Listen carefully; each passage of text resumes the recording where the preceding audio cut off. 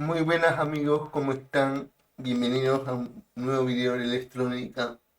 Yo soy Oscar Cabrión y en esta ocasión vamos a ver un poco el tema de la modulación FM. La modulación FM, en este caso yo particularmente lo voy a realizar de modo práctico para que vean las formas de onda que sale en el osciloscopio en este tipo de modulación. Bueno, entonces vamos a hablar primeramente del VCO. El VCO es un dispositivo usado para la generación de FM. No es el único, sino que hay otros, pero yo en este caso les enseño la modulación FM a través del VCO. El VCO es un oscilador controlado por voltaje, entonces cuando varía el voltaje a la entrada del VCO, a la salida del VCO se tiene una señal senoidal con una frecuencia variable. Y eso lo vamos a ver a continuación. Voy a prender el circuito. En esta imagen tenemos arriba el voltaje del VCO, que en este caso es cero. Y abajo tenemos la salida del VCO, que es una oscilación o una señal senoidal de frecuencia variable. A medida que yo aumente el nivel de voltaje, que es la entrada del VCO, vamos a ver que aumenta la frecuencia de la señal de salida. Y lo propio ocurre en el caso inverso. Cuando disminuye el voltaje, la frecuencia disminuye. Entonces, este es un dispositivo bien práctico para generar una señal de frecuencia modulada. La portadora, que en este caso sería la frecuencia central de la VCO, va a estar controlada por la amplitud de la señal que entra al VCO. Entonces, tengo una señal de entrada ya no constante, sino variable.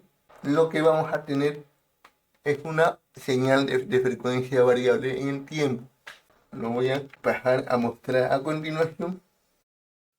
La entrada del VCO y lo voy a conectar a una señal senoidal.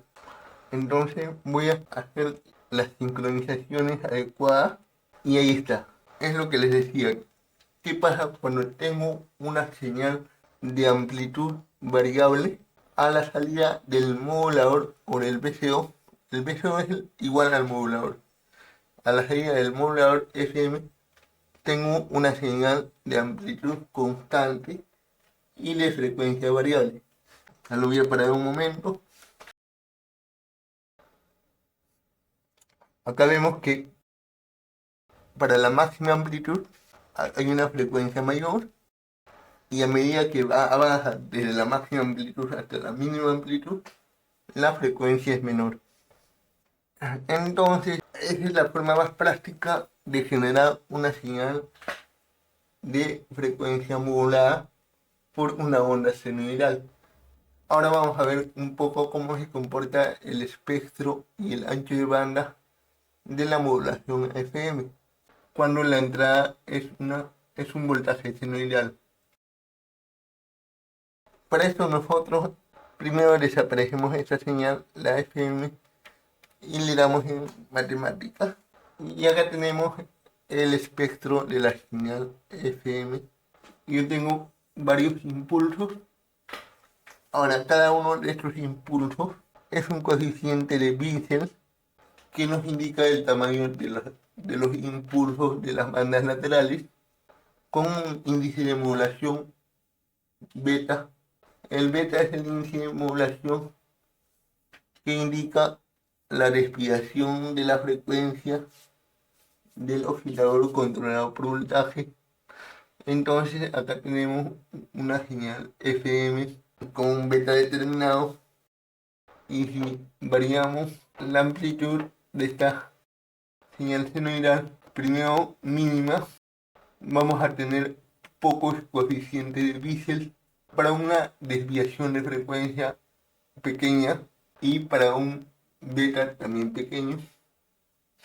Entonces, cuando el beta y la desviación por frecuencia son pequeños, menores a 1, tenemos un espectro bien similar a la AM.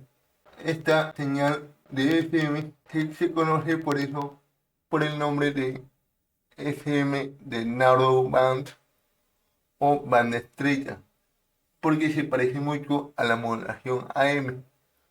Y en la modulación AM se ve que se ahoga bastante el ancho de banda.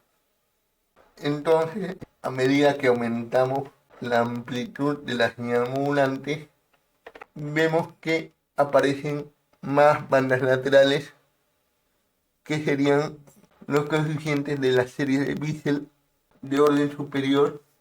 Aquí, por ejemplo, voy a hacer una división de pantalla para verlo con más detalle. En este caso, tenemos una portadora que es la frecuencia central y 1, 2, 3, 4 coeficientes significativos de la serie de Bissell, cuando la amplitud de la señal modulante es más o menos 3.36 voltios. Entonces, a medida que aumentamos la amplitud de la señal modulante o de la señal senoidal de entrada, vemos que aparecen más coeficientes de Bissell. En este caso, en la máxima amplitud, que es 5 voltios, vamos a observar que tenemos 1, 2, 3, 4, 5, hasta 6 coeficientes de Bissell. Entonces, a medida que aumenta la desviación de frecuencia, aumenta el ancho de banda de la modulación. Y ahora, ¿qué pasa si yo disminuyo la frecuencia de la señal modulante? Aumenta la cantidad de coeficientes de la serie de Bissell y el ancho de banda se mantiene casi constante. Esto significa que el ancho de banda de una señal FM depende más de la variación de la amplitud del mensaje y menos de la variación de la frecuencia del mismo. Bueno, entonces, eso es un poco lo que les quería mostrar acerca de la modulación FM. Hasta acá con el video de la modulación FM y el ancho de banda. Si te gustó el video, recuerda que le puedes dar un like, suscribirte al canal y dejar tus comentarios. Y nos veríamos en el siguiente video con el nuevo tema de electrónica o de otro tema similar. Hasta luego, nos vemos.